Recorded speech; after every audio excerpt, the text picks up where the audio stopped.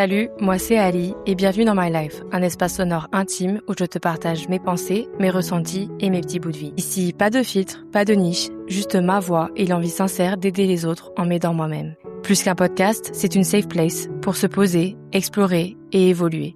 Installe-toi bien confortablement et bienvenue dans l'épisode du jour. J'ai intitulé ce deuxième épisode de mon podcast « Parler pour exister » parce que tout simplement pour moi, je ne pourrais pas exister sans la parole. Et c'est central dans ma vie. Parler, c'est quelque chose qui a toujours été au cœur de ma personne.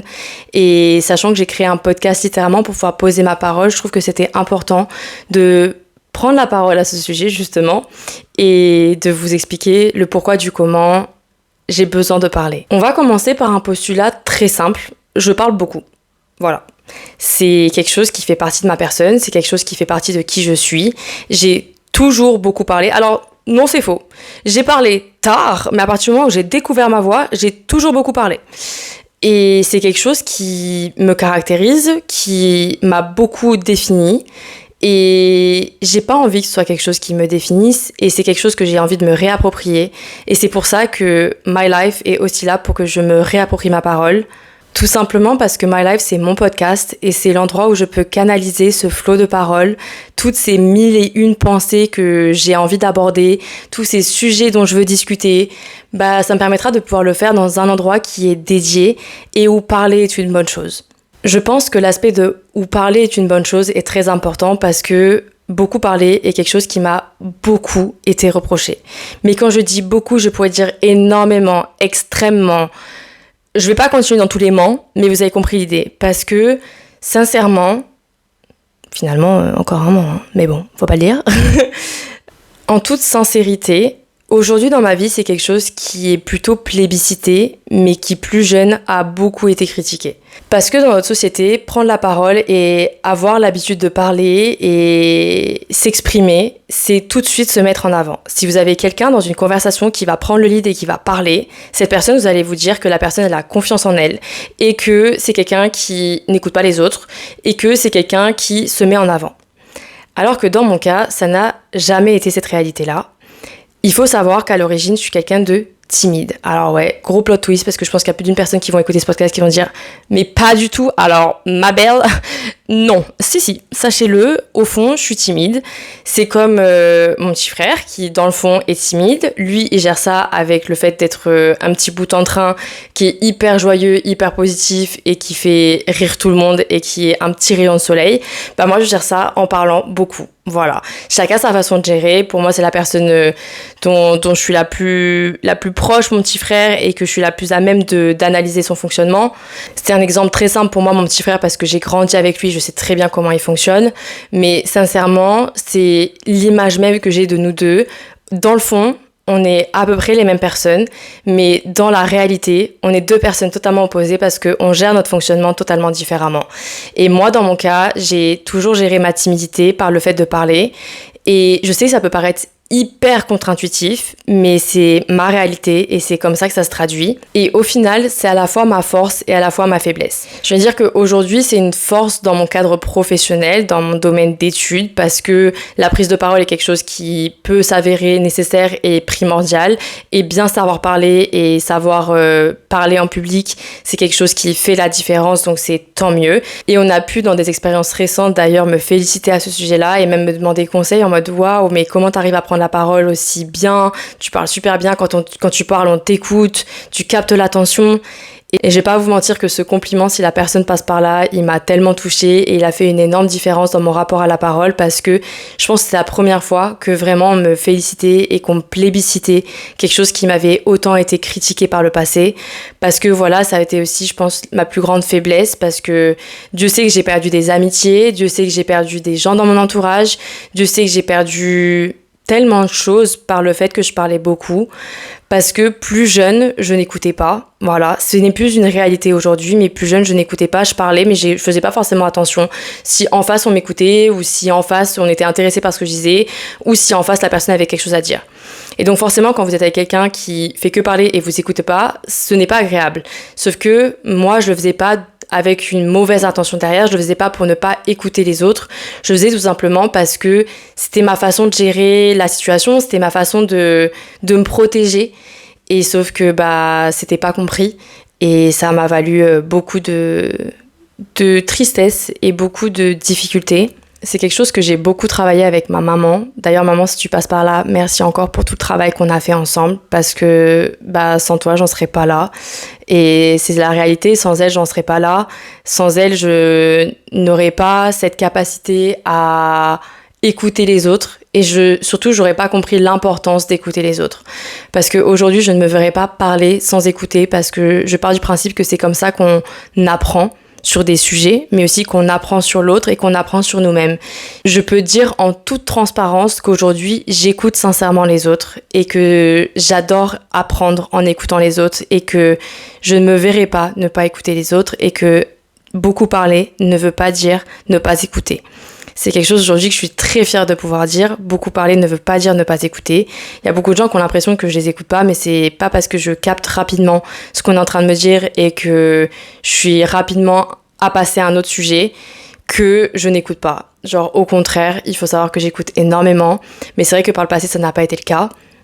Donc voilà, c'est aussi pour vous dire que c'est pas parce qu'on a un trait de caractère ou un fonctionnement qui est ancré en nous qu'on peut pas le changer, parce que c'est vrai que ma parole, c'est quelque chose qui a beaucoup évolué dans ma vie.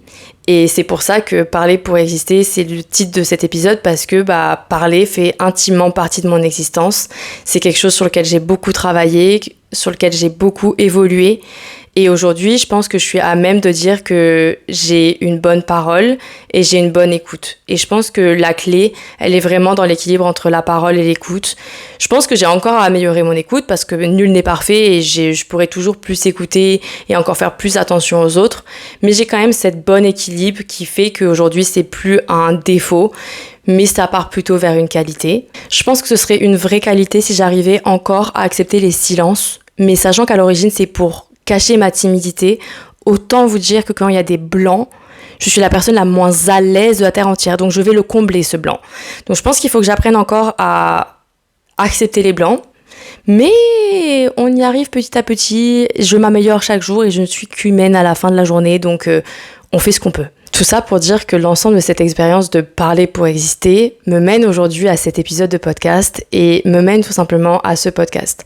Parce que j'ai décidé de créer My Life également pour poser mon flot de parole, pour pouvoir aborder les 1001 sujets sur lesquels je suis intéressée, sur lesquels j'ai envie de discuter et pouvoir vraiment juste aborder tout ce que j'ai envie, pouvoir parler autant que je veux, sans que ça me soit reproché et au contraire, pour que ce soit dans un cadre qui est approprié. C'est-à-dire qu'un podcast, c'est littéralement un endroit où on est censé parler. Et je sais très bien parler. J'adore parler. Donc, à un moment donné, faire un podcast où je peux parler, c'est merveilleux. C'est merveilleux. C'est le meilleur de tous les mondes. J'ai envie de dire, si certains ont la rêve d'Hannah Montana, it's the best of both worlds, ok? C'est le meilleur des deux mondes et c'est incroyable. Et vous savez quoi? C'est incroyable de réaliser que je suis en train de faire la paix avec ma parole. Et je pensais pas que cet épisode il allait être aussi thérapeutique, mais finalement il l'est. Et c'est aussi le but de My Life, c'est de vous partager mes vraies pensées, ma vraie réalité. Et j'ai dit que c'était mon journal intime sonore, je pensais pas que ça allait être vraiment autant le cas parce qu'on est au 2e épisode et on est déjà sur un sujet quand même très vulnérable qui est ma parole. Mais c'est vrai que je pense que c'est un épisode qui me permet de faire la paix avec ma parole. J'ai trop longtemps entendu que je parlais trop. J'ai trop longtemps entendu que c'était un défaut. J'ai trop longtemps entendu que c'était quelque chose de négatif.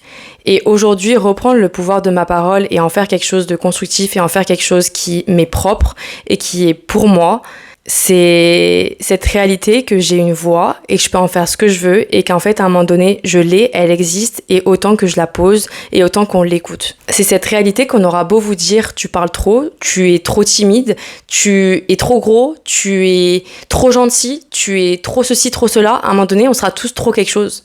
Mais c'est pas à nous de changer, c'est pas à nous de faire en sorte d'être quelqu'un d'autre. Alors oui, j'ai travaillé sur ma parole, oui, je l'ai améliorée de manière à pouvoir écouter, oui, j'ai travaillé pour que ce soit quelque chose qui soit plus équilibré, mais dans le fond, j'ai toujours été quelqu'un qui a beaucoup parlé et je serai toujours quelqu'un qui parlera beaucoup.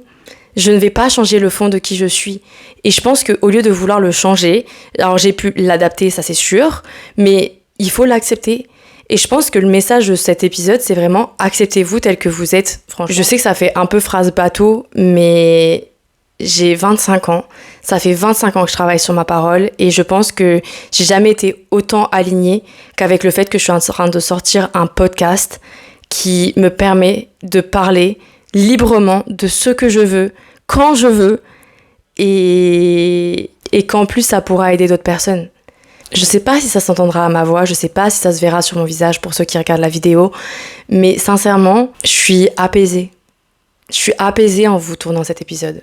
Je suis apaisée en vous disant que finalement, j'accepte enfin d'exister en parlant. Et finalement, parler pour exister, finalement, exister pour parler. Mon existence est liée à la parole. Et finalement, peut-être que j'ai toujours dû faire quelque chose avec ma parole. Et peut-être que ce podcast, c'est la raison même pour laquelle je sais parler. J'en sais rien. On sait jamais pourquoi on a telle qualité ou tel défaut.